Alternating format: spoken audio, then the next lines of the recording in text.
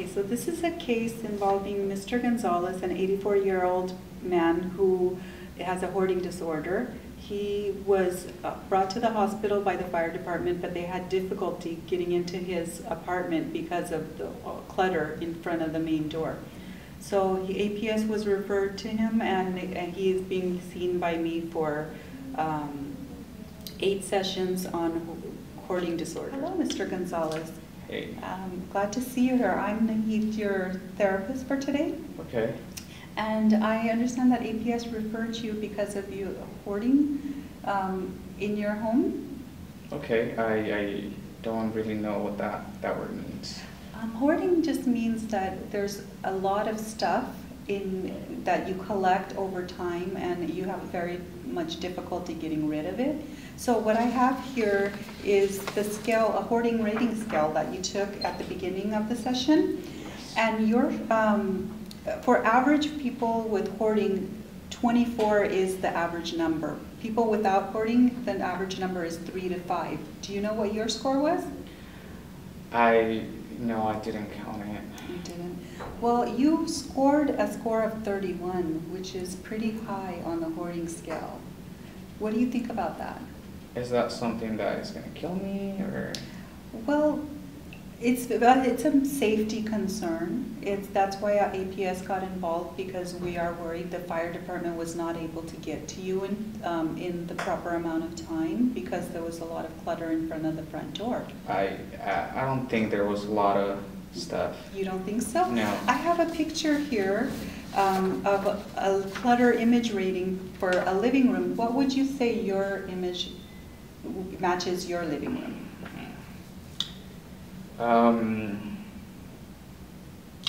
Okay, and I gotta say, it's not as bad as it used to be. Okay. So I think it's like a 6. A 6? A Okay. 6 or a 7. Well, even that is it's bad for fire regulations, because if there is a fire or some other issue, it's a major safety concern for your own health. So what we can do is try a little bit of discussion here today and see how much of the problem you understand it. Okay, so today let's just focus on one thing that is a problem for you. What is something you can't get rid of, but you probably will not use? Yeah, actually, from doing the scale, I noticed that there's a lot of things that they're my wife's thing. I mean, Okay. She died about 5 years ago, and I really don't want to get rid of it. Besides, I think my kids are going to think that I'm forgetting about her, and I'm not. Okay, so it sounds like you really miss your wife, and you want to keep her memories close. I do. I do really miss her. And remember, this is an exercise, and the purpose is not to throw away things, but it's just to see to learn how strongly you're attached to them, okay? Okay. Okay, so let's try the downward arrow method. It's just a way to look at how you want to, about getting rid of stuff. Like, I see you brought your wife's sweater. Yeah, you asked me to bring something Yeah. that I have very hard time. And you have a hard time, you have a difficulty getting rid of that. Yes. So let's see how we can better understand how attached you are to it. Okay. Okay, what comes to mind when you look at this sweater? This is my wife's favorite sweater. I think she used to wear it when I met her, and she never gave it away. Okay. And I think it still smells like her. Oh, okay. So I don't know. I don't want to get rid of it. And I have all her clothes still, a lot of her stuff, a lot of her jewelry also. Magazines that she used to have, I still have them. Okay. So let's focus on the sweater. So it sounds like you have a strong emotional attachment to the sweater. And it sounds like if you were to get rid of it, what would your thoughts be? I think my kids try to get rid of some stuff, and I get really anxious. I think I'm gonna get a heart attack. So getting rid of these things, it's gonna be really hard for me. I don't want to get another heart attack because I already had one before. Mm-hmm. And if I get rid of this and I get anxiety, I'm gonna die. I don't think I'm ready to die. So it sounds like you're afraid of having a heart attack, and you feel like if you do have another heart attack, you would die.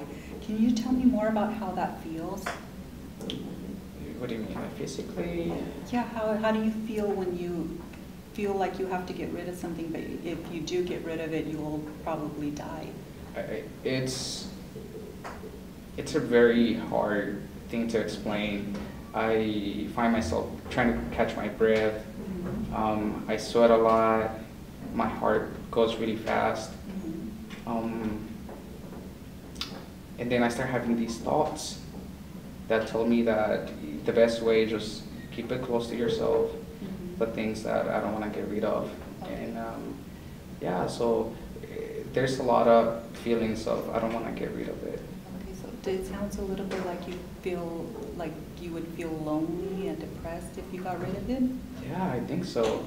So when you think about throwing away this item, a number of horrible things happen to you. You feel like you can't breathe, you feel anxious, lonely, and depressed. And if you were to get rid of it, then you feel like you might die. And I wouldn't get rid of it either. I mean, if I had feelings like that, that would be very hard.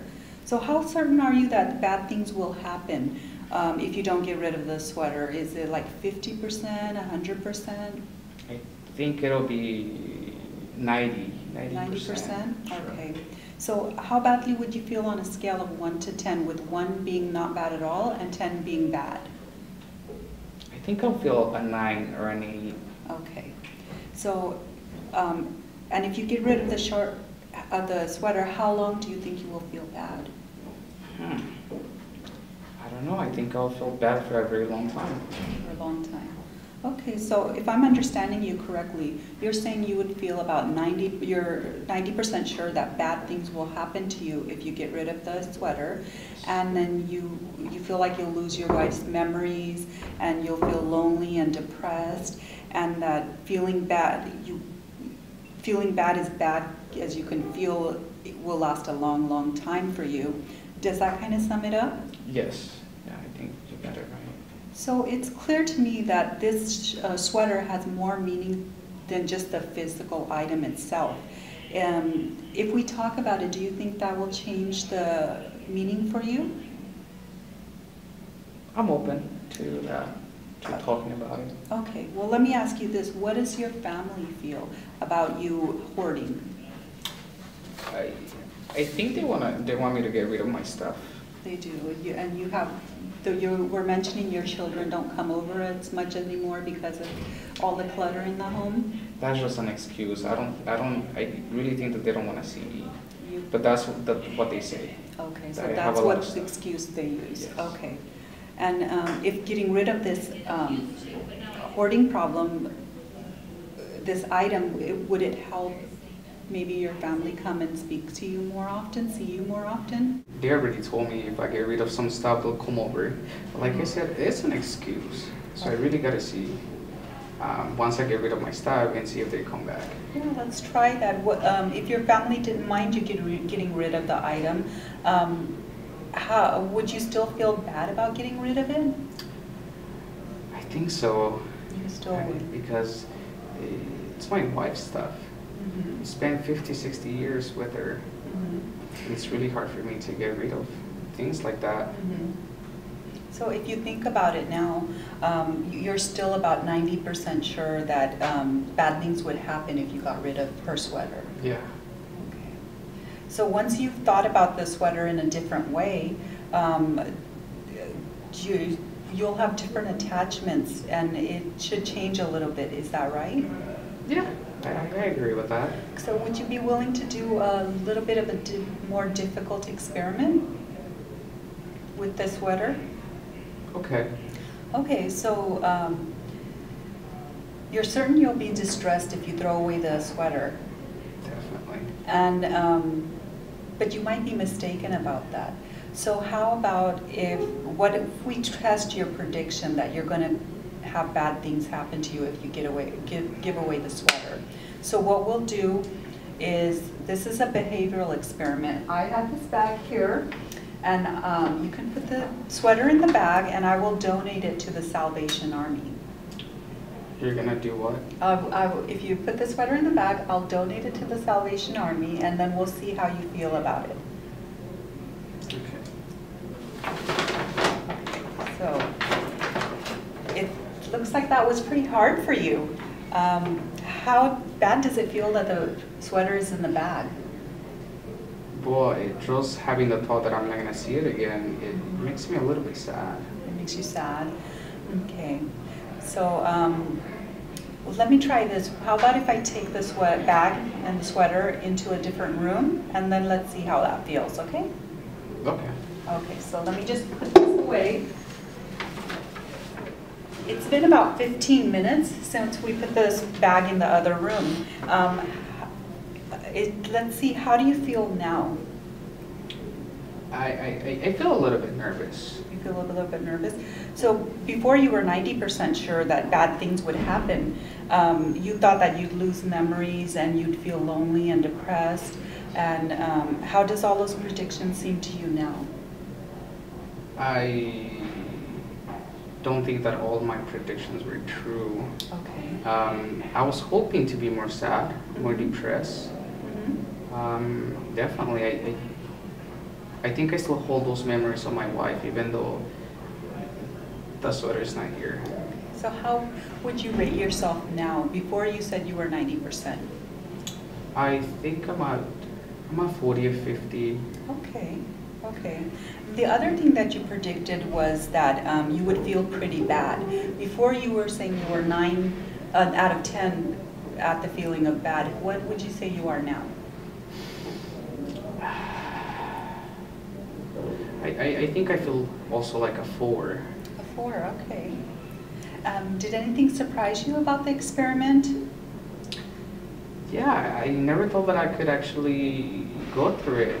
I usually don't get rid of anything, and I know that the sweater is just in the other room, but I'm not feeling that bad. Okay. Okay, so do you think it makes sense that we keep track of how you feel over the whole week and see how your thoughts and feelings change about it?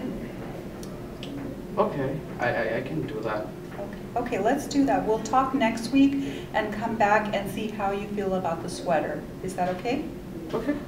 Okay, all right. Thank you so much for coming in, and I'll see you next week. Thank you.